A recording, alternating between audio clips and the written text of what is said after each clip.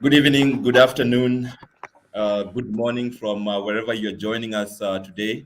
Welcome to this episode of the Africa Football Business Show. This is episode 29 of this program. And we have a very interesting topic ahead of us, as we have seen in the intro, leveraging football events. This show is brought to you by the Football Foundation for Africa. And before we introduce our guests, that's to recognize our partners. We have OTB Africa, Palmas, and iSport LAN. Without much ado, I will go ahead and introduce my guests tonight.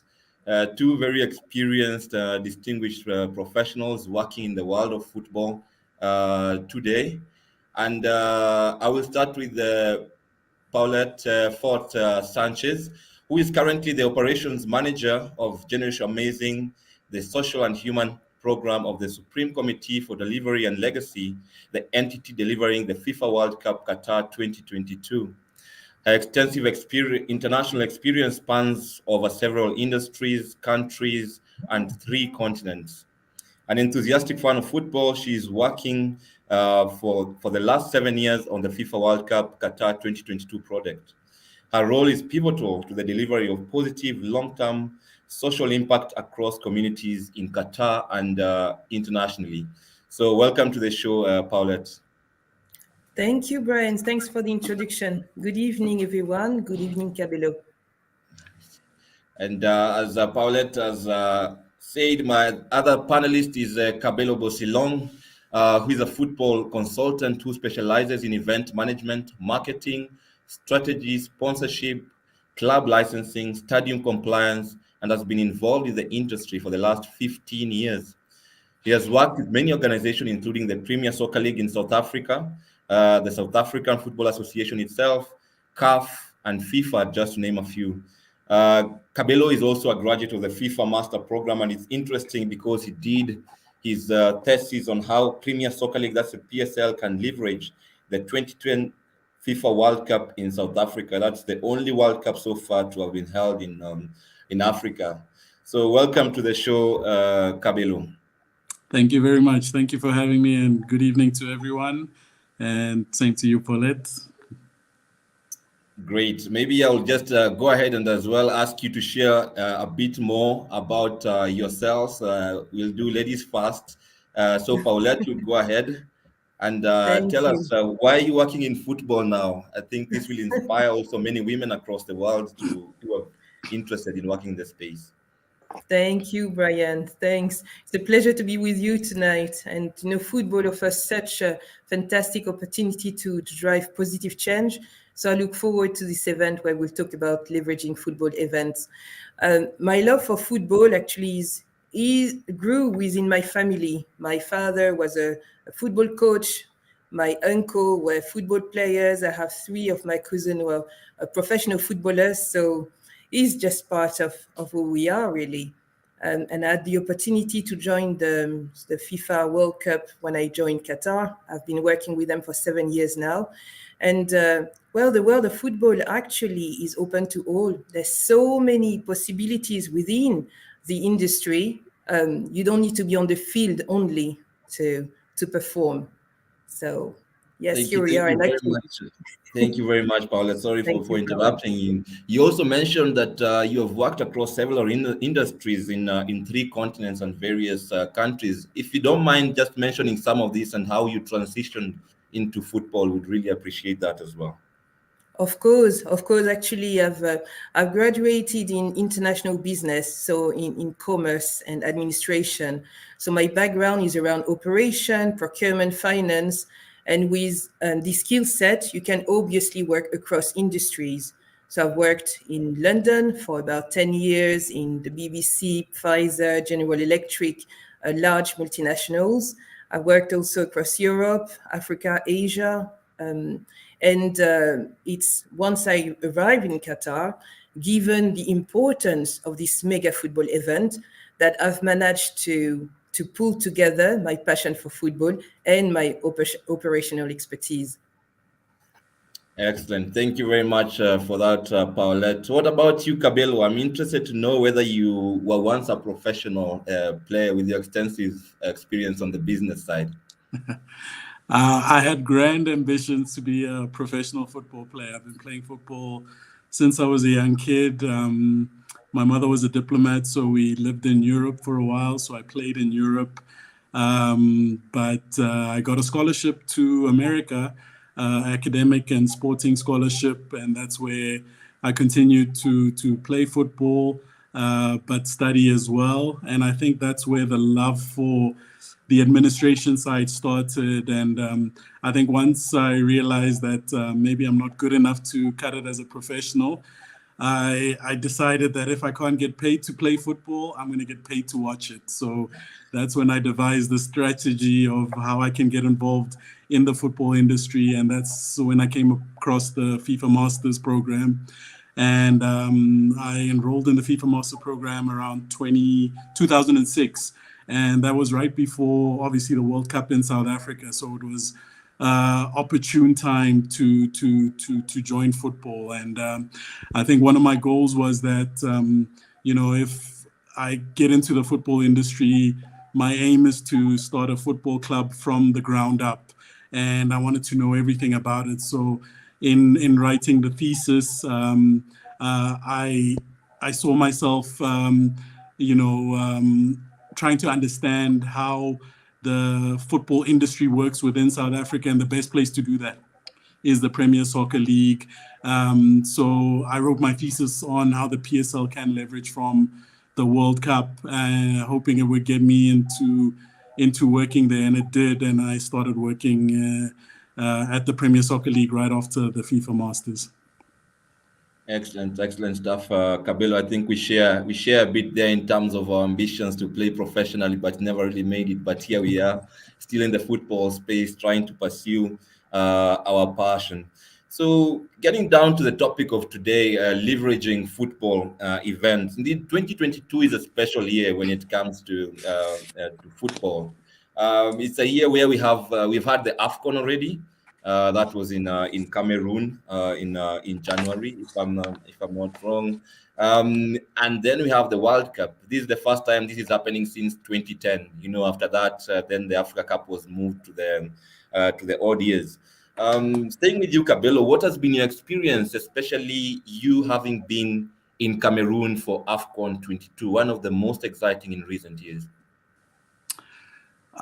It was a great experience being in Cameroon. I think just to start off with football events that happen in Africa, there's always this pessimism and negativity in terms of countries being able to host events. And that has gone on for a long time. I mean, we had it in South Africa during the World Cup. You always were hearing about plan B, plan C, if South Africa can't do it, So there was a lot of pessimism also around Cameroon pulling it off because it had been delayed.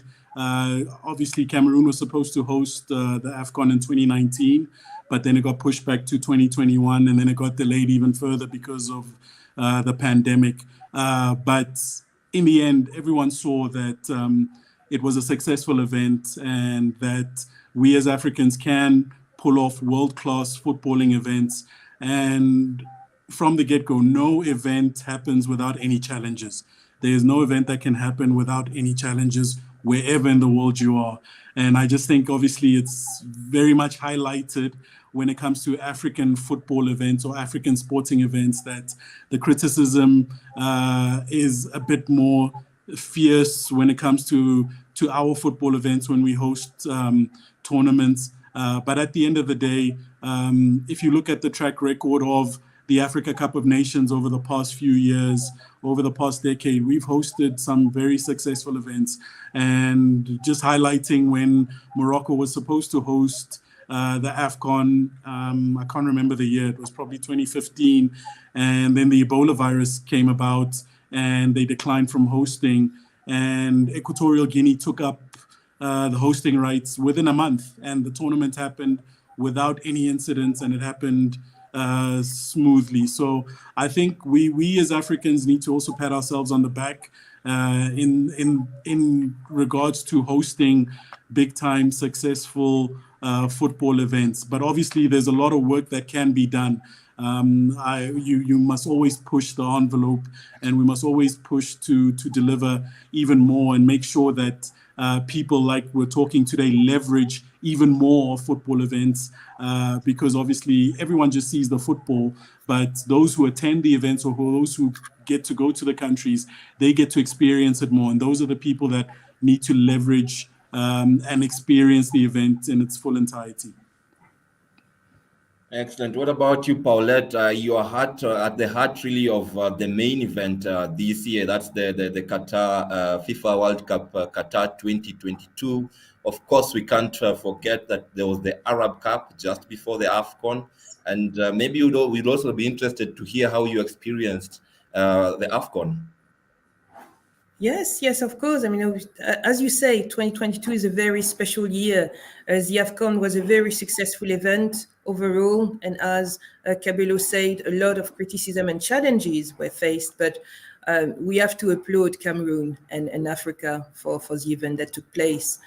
On the Qatar front, the World Cup, obviously, it's arriving tomorrow.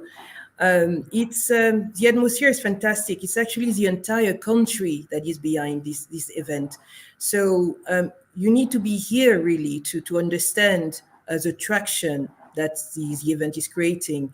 So looking at a small country like Qatar, the bid has been going out since 2010, so 12 years of preparation. All the infrastructure are ready. So we're talking about 8 stadiums, 7 built from scratch, 1 which has been refurbished. The infrastructure has been built, the country changed drastically, but all for the positive.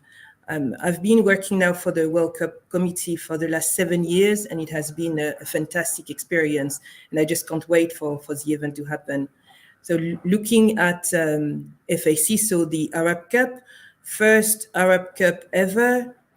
We had a wonderful celebration of cultural exchange. We had all the Arab countries coming together, celebrating the beauty of the Arab world. It was a fantastic test event. It was very successful. It ran very smoothly. We've seen there's a wonderful opening ceremony that took place, and the closing as well. So it's just a taste of what the World Cup would be. So I think Qatar definitely is bringing all the World Cup organization to higher standard and higher level. And I think it will be a big challenge for the next one. Excellent. Just staying with you, Paulette, and now just to become to get a bit technical, especially the topic of the day. Our events, football events, they draw a lot of emotion, a lot of excitement, a lot of passion. But we know that it doesn't end there. Neither does it start with the 1 month that we will be in Qatar in this case. So when we talk about football event leveraging, what exactly are we talking about, and what are some of the things that Qatar has done? You're saying it's been 12 years of preparation. What is the football event leveraging, and how is this being done? Because yes, and as you said, I mean, sports in general, and in particular football, has a unique capacity to inspire and spark the passion of million fans around the globe.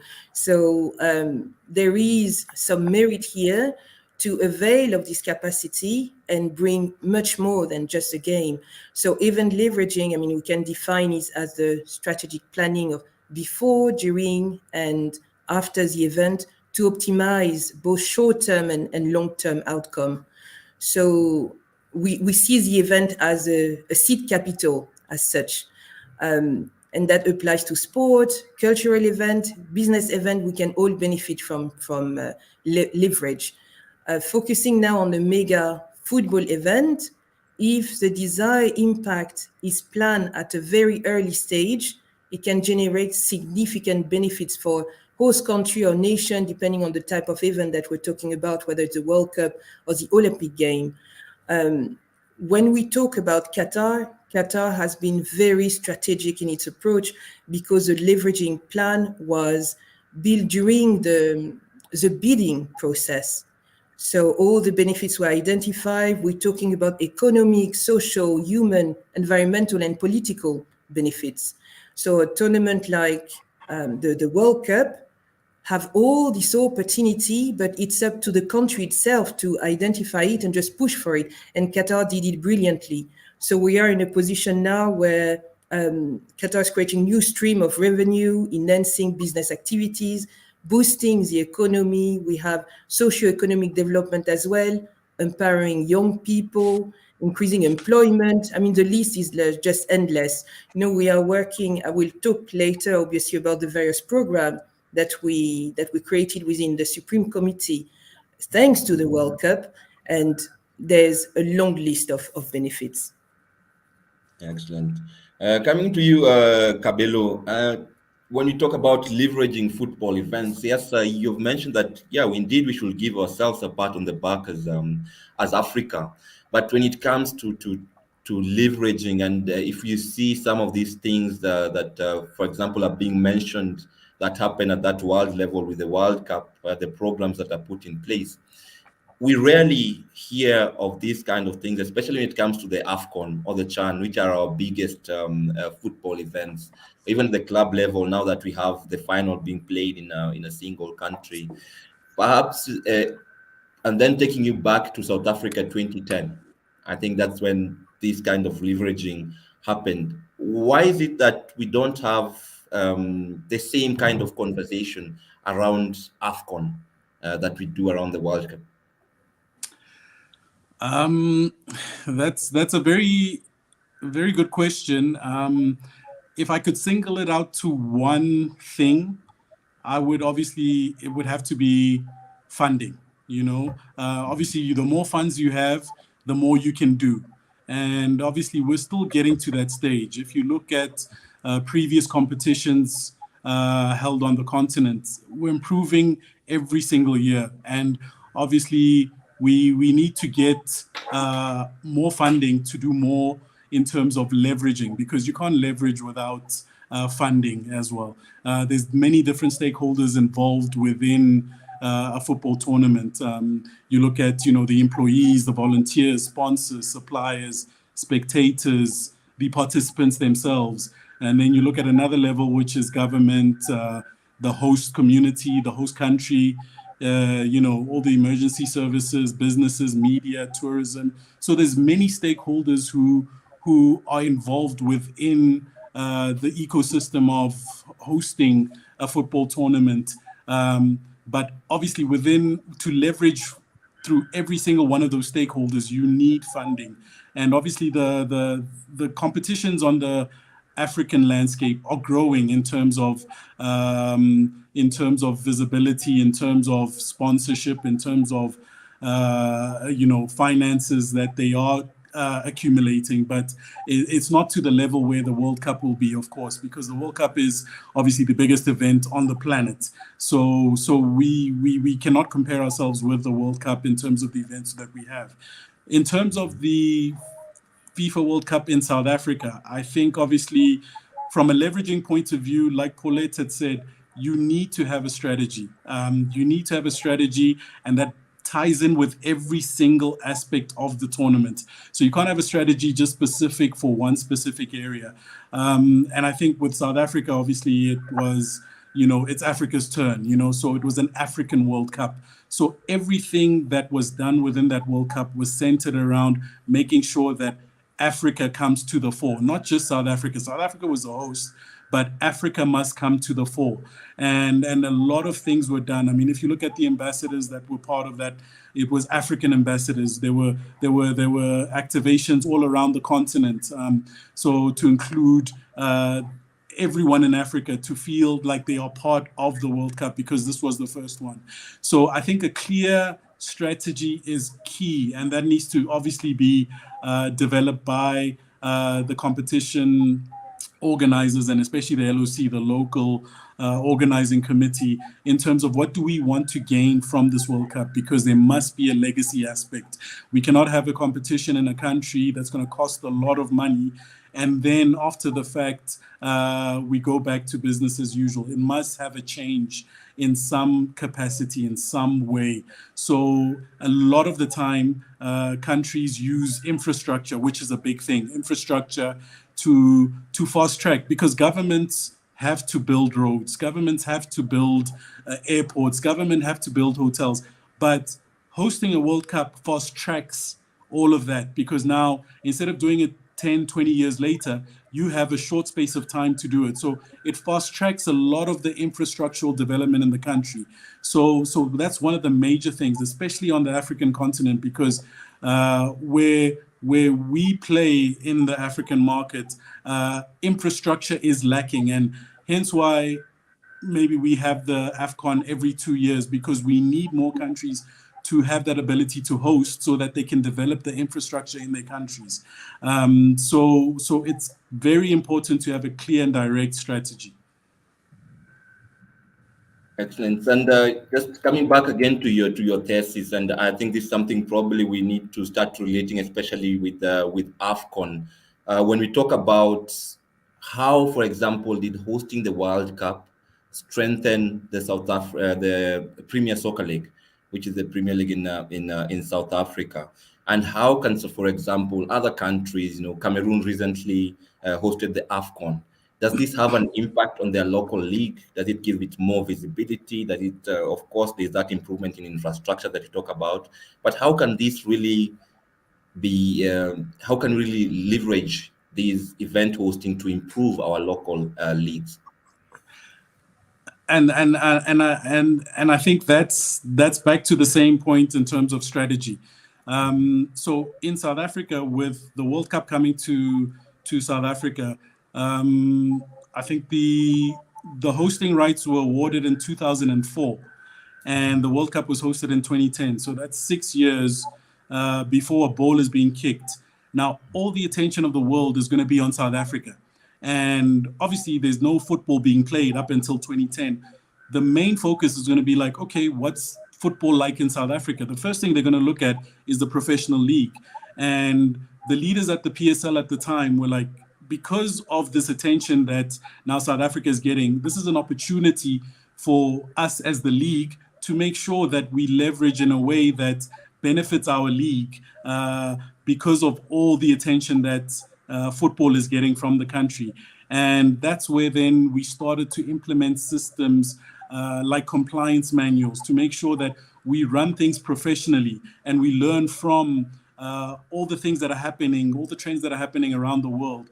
But we make sure that it suits the local game as well. We cannot now start taking things from outside that do not suit our realities. So it was very key to make sure that we look at all the opportunities that were available. And I think the first thing that came off was, the broadcast rights deals, the sponsorship deals, because now more companies want to be involved in football. Yes, they cannot sponsor the World Cup per se, but the next level they can sponsor is the local league. And now we have opportunities now to get some of that funding from sponsors, from broadcasters, to improve our league. So it needs a proper strategy and a clear strategy from all the stakeholders involved, football stakeholders involved within the country, to ensure that we're not just building stadiums. Building a stadium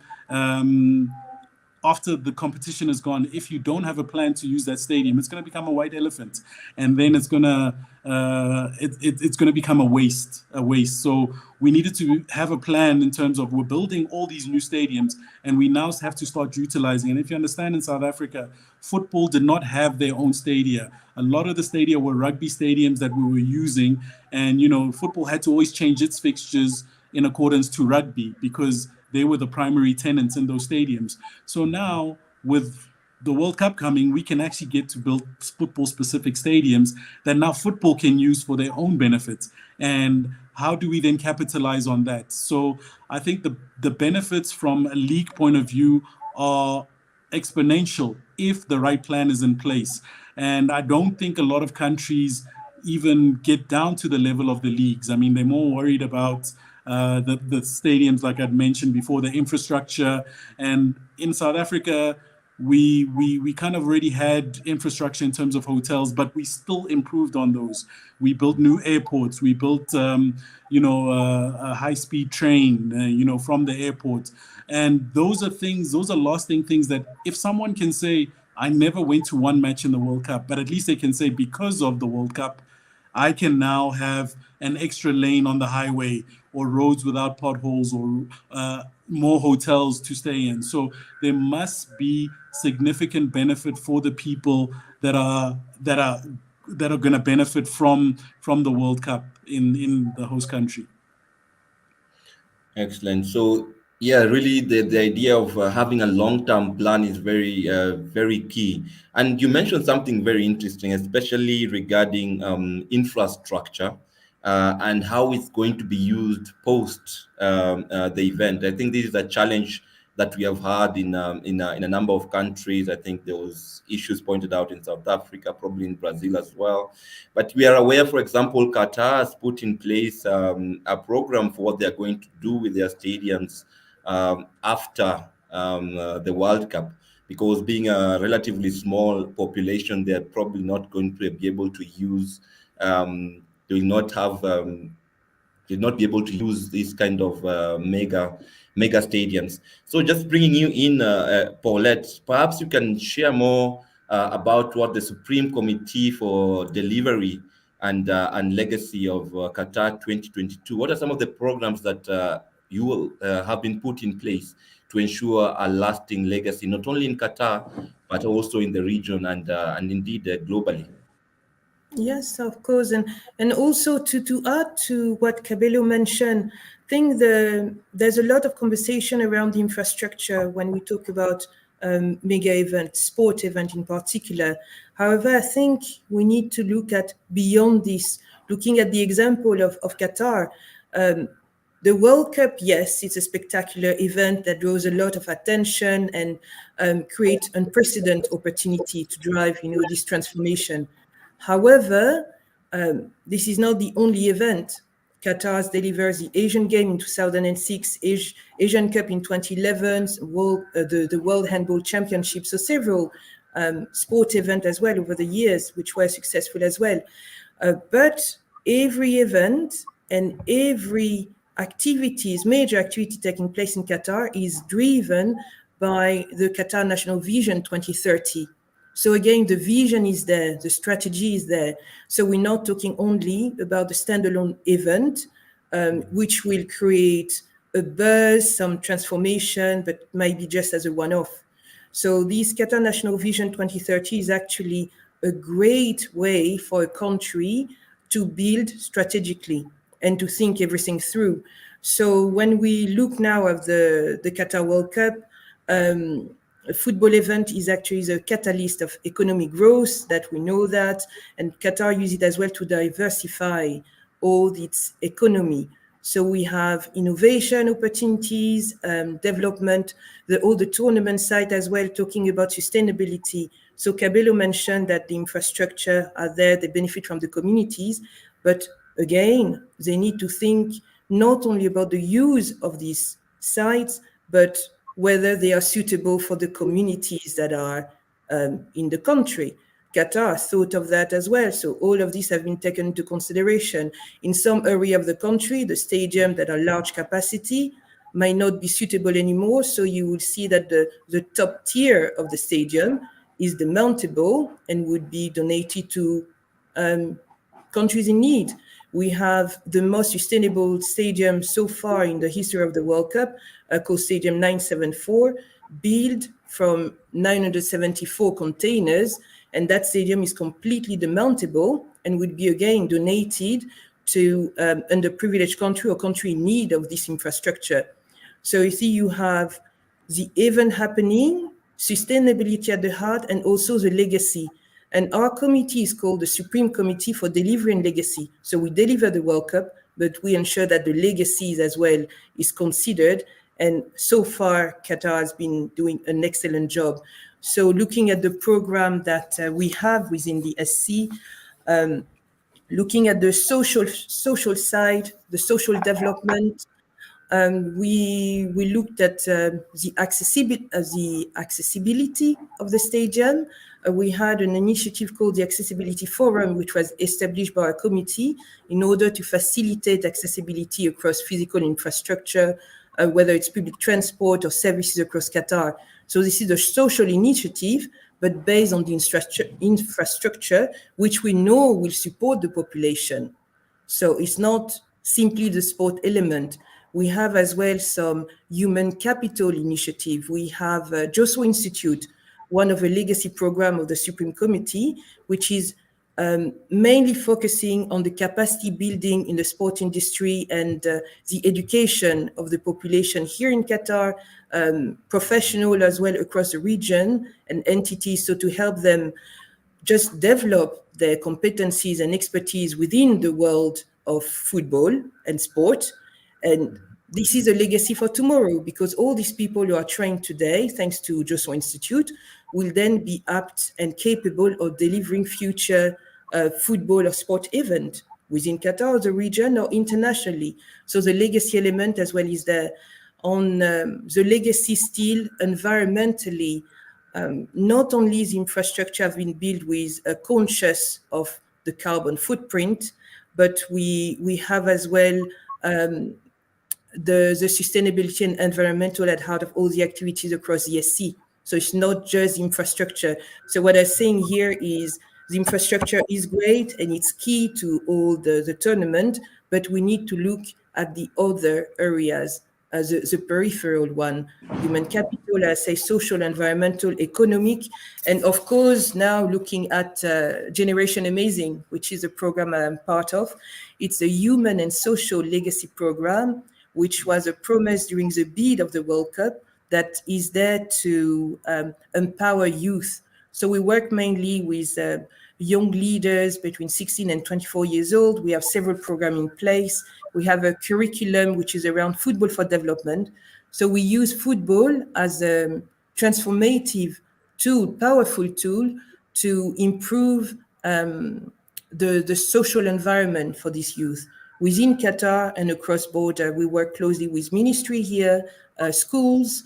We work as well with several partners locally, like Qatar Foundation, QFA, obviously the Football Association of Qatar. We also have humanitarian partner like IFRC, CONCACAF, Confederation covering North America and the Caribbean island, UN agency. So we avail of all these, all that is available, all the key partners that can help us in the mission of social improvement. So far, Generation Amazing, we've reached 750,000 youth across the globe, across 4 continents, 35 countries. We build infrastructure as well. Over 34 pitches, some community clubs, which are safe hubs, based as well on the need of the communities in Qatar and abroad. And we have program actually in Rwanda and Uganda. So that is we are implemented as well in Africa. So we're working in several initiatives. We have a youth festival, which is run on a yearly basis alongside a football event, so major event. We were alongside the FIFA Arab Cup, and in 2019, last year even. And we are preparing for the festival for 2022 alongside the World Cup. So again, what we do is we bring youth together, we help them to grow, empower them to be social leaders of tomorrow.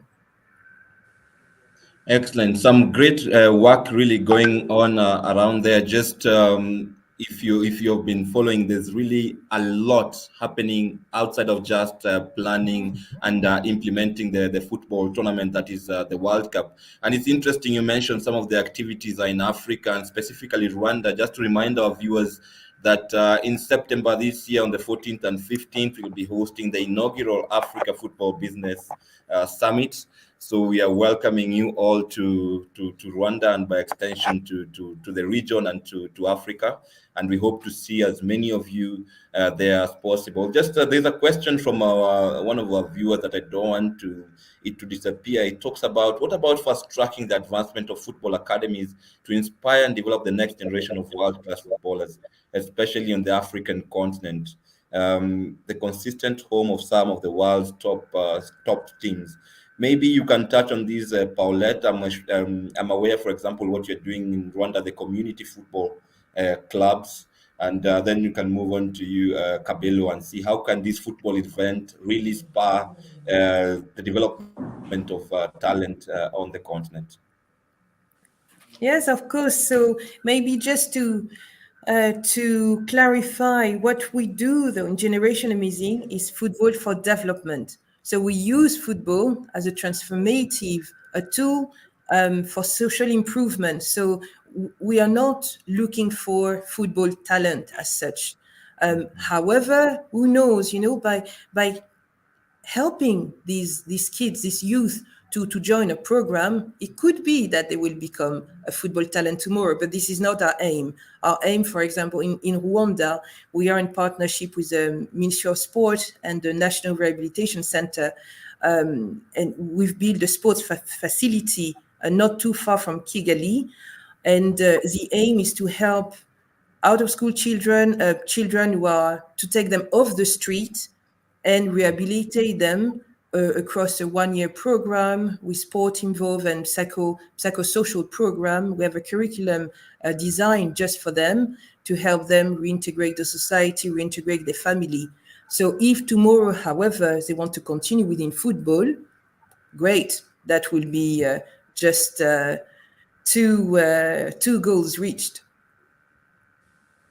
Excellent. So here we get there's a difference between football for development and football development. It's very important to get the distinction between these two. And at Generation Amazing, what they're focusing is on football for development. But if football development occurs, then we can always leverage that as well. Kabelo, over to you. For example, hosting a mega event like the AFCON, what impact does this have on the development of talent or the development of the football ecosystem within a country, especially at the grassroots level? I think it ties into exactly what you, Paulette, was saying, and you emphasize on in terms of football for development and football development. Those are two separate things. And I think we, as Africans as a whole, that's one area we need to improve on, is the development of football clubs. Football clubs are the heart and soul of football. A young kid, when he starts playing football, wants to join a football club. If we have proper structured football clubs that give young players the opportunity to develop their talent and then take it, to the next level, we need to now start developing those football clubs, because primarily a lot of our football clubs, even professional football clubs on the continent, focus entirely on their first team. They don't have any next levels in terms of youth teams. So we need to push that. And through CAF, we're trying to push it through the club licensing system. But it needs a lot more work and a lot more emphasis, because that is the only way where we can now start developing our own talent. And I'm not trying to be controversial, but a lot of the countries, a lot of the big countries, in terms of their player development, a lot of their players are developed in Europe. They were born in Africa, but they developed their talents in Europe. And we now need to say, how can we develop more players from the continent? How do we change that? Because if we don't, we're going to get a stage where young players, from early ages are now trying to go to Europe because they see that as the only opportunity to play professional football at a high level. And that does not have to be the case, because if you look at years gone by, we had very strong teams. I mean, if you look at the Nigeria team, the generation in '94, a lot of those players were developed in Nigeria, and they went on to do big things. So we can develop our own on the continent, and they can do big things. So we need to now start looking at how do we develop football clubs to be the heart and soul of football development within our countries, and look at youth, because if you don't develop the youth, and it speaks across not just on the playing side, it speaks to the technical side. How do we develop young coaches? How do we develop young administrators? Everyone within the ecosystem of football. How do we develop young talents to make sure that they can make sure that African football stands head and shoulders above the rest? Because in terms of talent, we have the talent. We know we have the talent, but we have to make sure that we work hard and push for young people to come through and further develop that talent. And we are the only ones who can fix that situation. So young footballers on the continent today are yearning for an opportunity to play, opportunity to be coached, opportunity to develop their skills. And we need to make sure that we give them those opportunities. Excellent. Maybe just to take it away from the talent development, I think this is very critical, and especially also to develop our leagues, our clubs, so that even as we develop these players to the top level, they can find the opportunities within the continent first, and then for those who are able, also move across to to leagues in Europe and elsewhere. But this movement also we see has not happened maybe within the continent, and it's something that football can really help to do. When it comes to socio-economic integration, I think this is something that Africa is pushing for right now, especially the Africa Union, and we know the Africa Continental Free Trade Area that was launched last year. I kind of feel that there's been like a missed opportunity. For example, we've had two major competitions, that's the CHAN and the AFCON, but there is no mention of these African initiatives for integration at this spectacle that the whole continent has their eyes on. What's your take on this, Kabelo, having worked closely with the tournaments and with CAF? I think to be fair, and the past few years have been rough in terms of obviously the pandemic. So all plans that people might have had before fell out the window when the pandemic started. So they weren't able to focus fully on health. Was the number one and major concern within every country in terms of what they needed to address and what they needed to focus on. So football tournaments kind of had to be pushed aside, understandably so. But in normal times, I guess, those are the opportunities we need to start leveraging off. We need to start utilizing big organizations like the African Union, and I think CAF has a good relationship with the African Union. But we need to exploit that even more. We need to exploit that even more. More can be done, and I think everybody can agree that more can be done.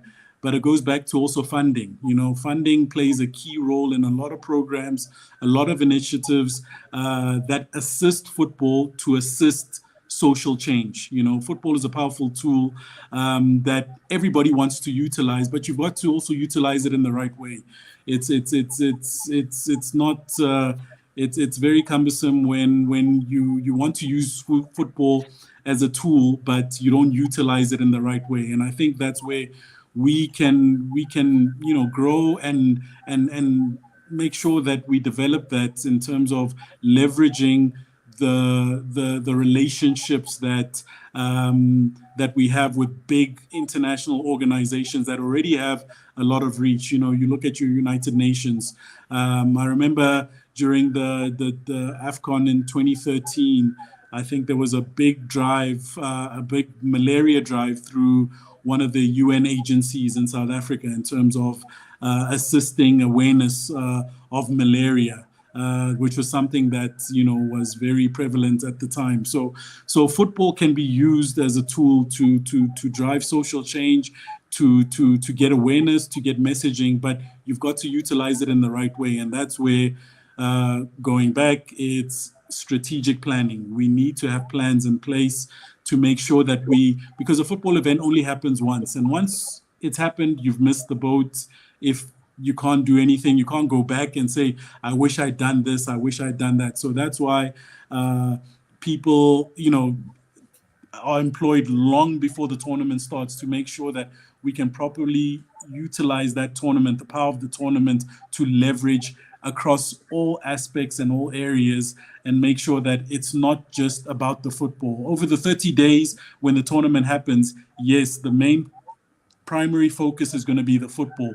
But in the years leading up to that, that's where you can get, as you can say, the soft change in terms of making people aware of other initiatives or other things. And like Paulette had mentioned, in terms of Qatar and what they've been doing, you know a lot about Qatar now than you did before they started hosting the World Cup. So that's testament to the work that they've been doing in terms of knowing about the country, the region, and the Arab Cup. The Arab Cup served as, before we'd have the Confederations Cup, the FIFA Confederations Cup, as a host, as a pre-event to test all the infrastructure there. So last year they implemented, they started the Arab Cup, and it was a great event because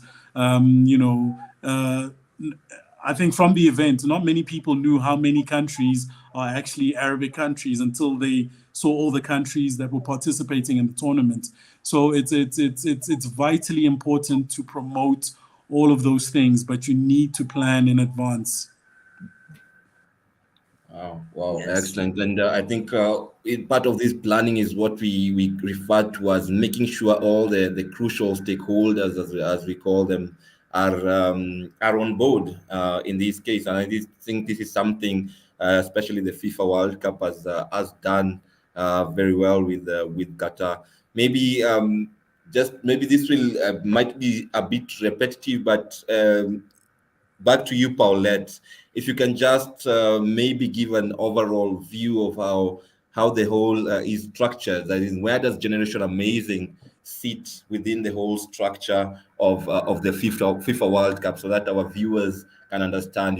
For people just think there is an organizing team and that's just about it, but you can see these are their various programs. Maybe you can just give us an overview as we move towards the end of this program.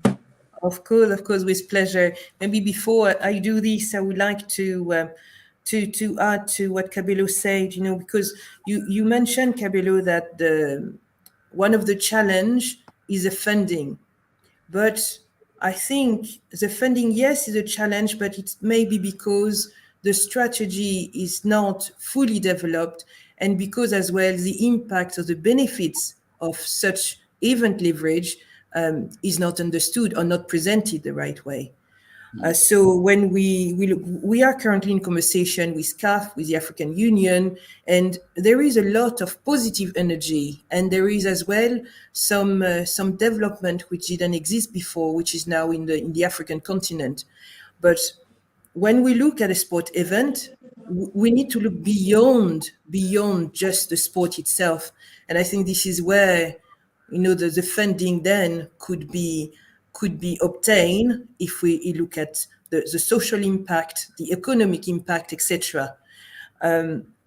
Looking at what Africa is currently delivering, I have to say the social is missing, and it needs to be stronger. And maybe the funding then will follow. So it's just a vision maybe that needs to be there, and a bit more collaboration across the country, across the entity as well within the country.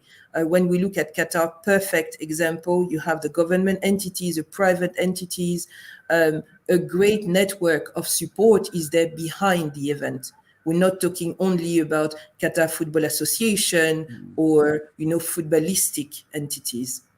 So hopefully it will be, Qatar is setting the benchmark very high, but hopefully it will be a good example as well to share with the world and look at how this event can be programmed or organized in the future. Now, with regard to your question, Brian, when it comes to Generation Amazing, so Generation Amazing is actually a department of the Supreme Committee, but also again, with an aim or a purpose of legacy, we have a standalone foundation. So we can continue all our activity and good work beyond the World Cup. So within the SC, as such as a department, well, we operate as any government entity would operate. But as a foundation, we have, however, we have a mission in place, vision, a strategy which would bring us across continent. And we already have in mind to continue all the programs and activities until, well, covering several events until at least, the future, the next World Cup. So it's all about vision, really. Yeah, I think very true, Paulette, and that's what we are trying also to establish with the Africa Football Business Summit again coming up in Kigali, 14th and 15th September. It's about establishing a vision, an agenda for African football, and creating these spaces where we can start to collaborate on various and learn from each other. I think that's something also as a continent we have not done very well. It's a very vast continent, but I think there's a lot of opportunities to exchange what is being done well in South Africa. Perhaps can be replicated in Eastern Africa, in Central or West Africa, and yeah. To all our viewers, you're welcome to Kigali in September. We'll have more information on our website coming up soon. So Yes. yeah, we are drawing to a close, and it's been great hosting you, Kabelo, Bosilong, and Paulette Fort Sanchez. And I'd just like us to get your concluding remarks again, as usual. I say, ladies first, and I'll be more specific. I'll ask you because I think when we were interacting with you, one of the challenges you told me, Brian, you need to interview more women on your show. And now I'm giving you the challenge to inspire more women to get into the football sports space so that I can also get a chance to interview them and have them share their knowledge and experience with the rest of the continent and the world. Paulette. Definitely. Thank you, Brian. Well, it's a privilege as a woman to be part of your show. And I can guarantee you, however, in Qatar and within the World Cup organization, there are plenty of women. So, you have a pool of talented women ready just to discuss the matter. And uh, maybe as well some food for thought here. We talked about the potential of the World Cup, all the activities and benefits that could be driven for it, but we need as well to remember that the rotation system that is currently in place is the one that enabled the first World Cup to be awarded to a Middle East country. It is the one as well that enable the World Cup to be in South Africa. And we need to recognize as well the benefit of this rotation system, because obviously some part of the world will not have the possibility to gain such benefit without this. And we need to avail of the privilege as well position of being a host country to not only help with, as Kabelo mentioned, to find or to go straight to the grassroots and find these talented footballers for the glory of the country, obviously, but also to help with the soft power, the sport diplomacy, and also very important, the social responsibility that all host country have to share with its community. And as a conclusion, beyond the significant economic and political impact that football event, especially the World Cup, have, I'm a strong believer of social leverage of football event. And you will hear a lot about me in terms of social responsibility, social impact, because football is such a great platform for this.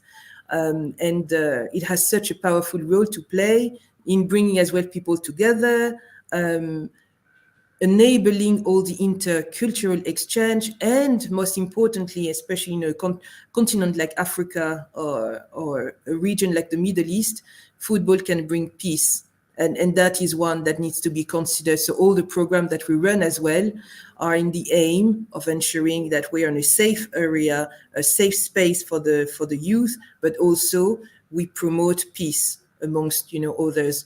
And one of my favorite quotes actually from a very ancient philosopher is the one who moves a mountain begins by carrying away small stones. And I think I will encourage everybody involved in organizing sports event in Africa and across continent to carry these small stones, maybe together, so and incorporate social change in all these sports events.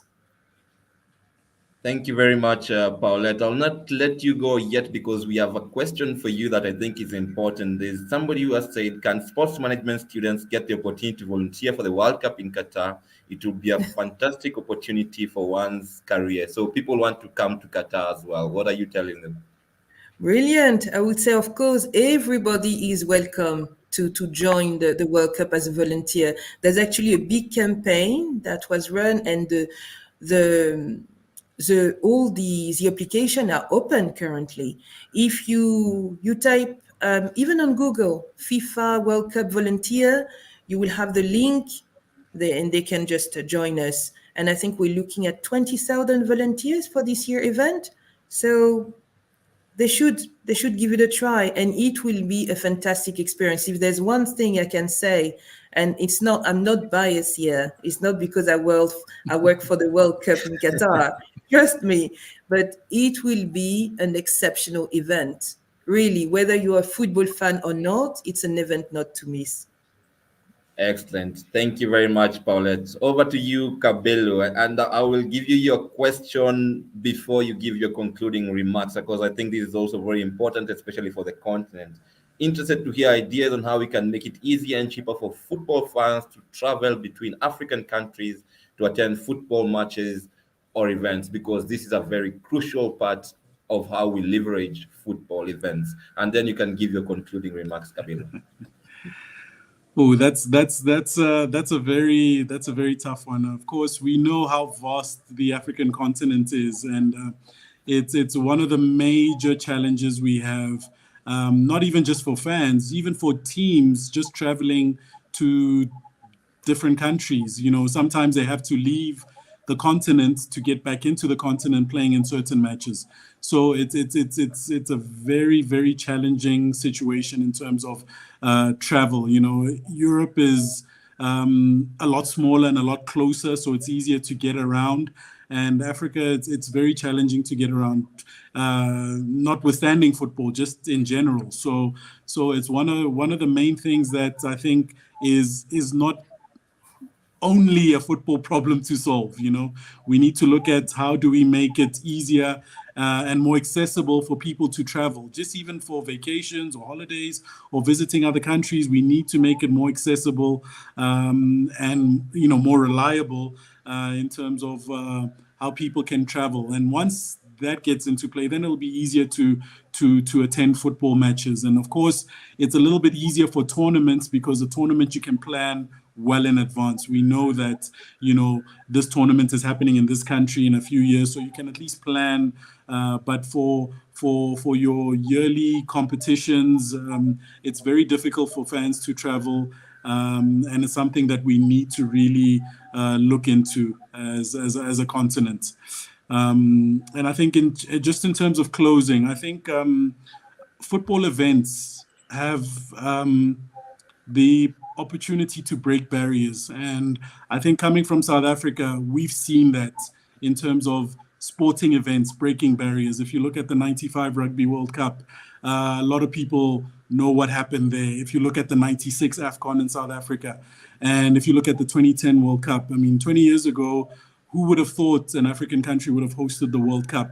Nobody would have, in their right mind, thought it's possible. And it happened. It happened. And I think in the next 20 years, what barriers are we as Africans trying to break? What barriers are we trying to break in the sports industry? What barriers are we trying to break within, socially, culturally, even if it's not football specific?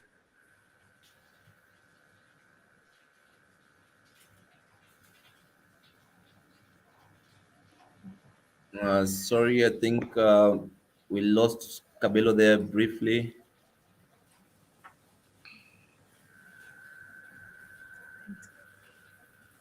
I hope we'll be able to get him back as we conclude. I Hello, can you hear me? Yeah, we can Yes, hear we you. can.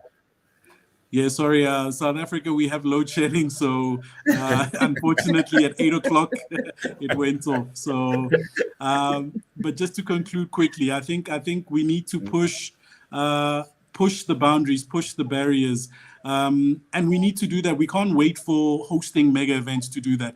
We need to do that locally. We need to start developing strong leveraging opportunities from our local events. Start pushing, start involving people at local events, start having plans and strategies in place. So, if a country, for an example, wants to host an AFCON, they can say, okay, let's host an under 17 tournament. Let's then host an under 20. Let's host a woman, because then obviously the obligations for each of the tournament gets more and more. But at least we've got the background, we've got the expertise, and we can utilize the same people who have been involved in previous tournaments. So that by the time we host an AFCON, we have all the resources in place that we can fully leverage like they do in a FIFA World Cup. So for me, it's about making sure that we do it on the ground and not just wait for the big events.